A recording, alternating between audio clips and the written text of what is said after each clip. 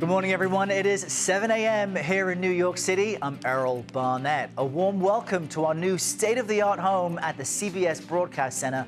From here, we will continue to bring you the world's biggest stories. This morning, the suspect in the Charlie Kirk shooting is scheduled to appear in court, and the social media platform Discord now says he appeared to confess to the crime online.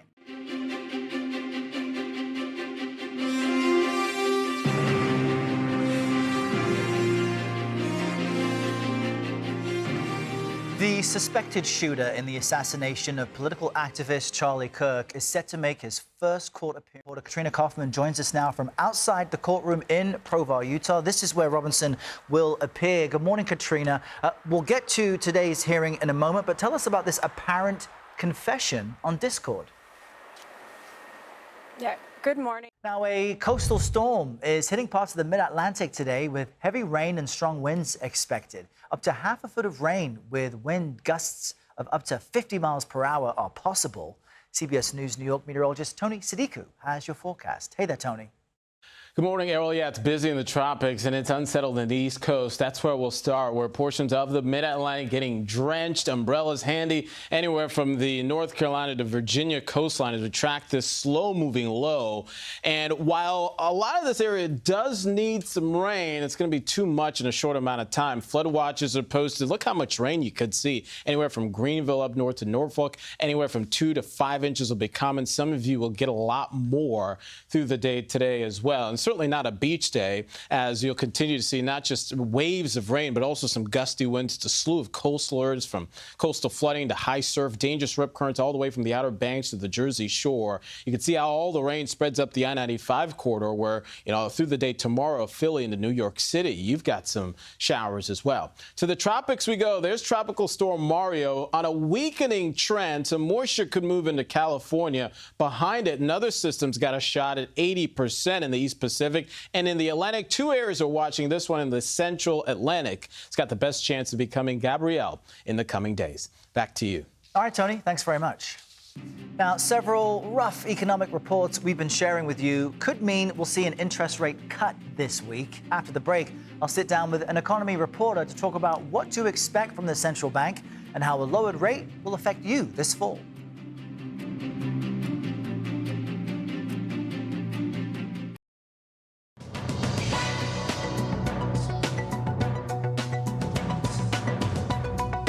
Today, members of the Federal Reserve begin their meeting to decide interest rate cuts, on if they should make interest rate cuts, with renewed pressure from President Trump. The president posting on social media this message to Fed Chair Jerome Powell, quote, "Too late, must cut interest rates now, and bigger than he had in mind, housing will soar." Bunch of exclamation marks there. Joining us now is senior markets reporter for Axios, Madison Mills, who I was saying during the break has the best name in the business. Madison, great to have you in our new home this morning. Thanks for being with us.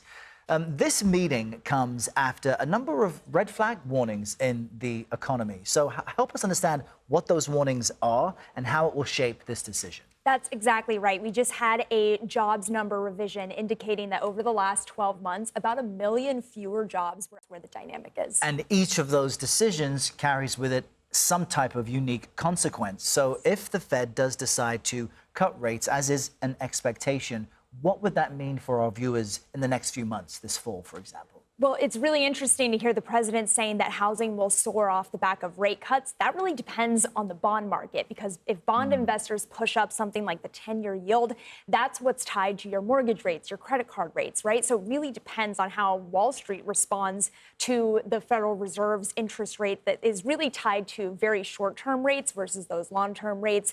So it's not necessarily the case that if we get a 25 basis point cut, suddenly mortgage rates are going to drop. That relationship is a little bit more complex. Right. It's also important to remember how it's not a direct, as you just laid out, not a direct connection to the rates we pay, but it's all kind of in the same.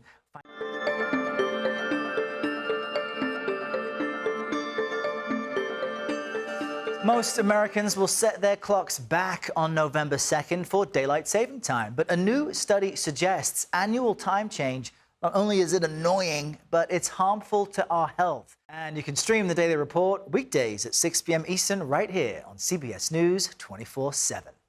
All right, friends, that's it for me in our new home. Tell us what you think online. CBS Mornings is next with Gail, Tony, and Nate. They'll have a look at new safety tests for some popular electronic vehicles and which ones came out on top. You're in the right place, streaming the CBS Morning News.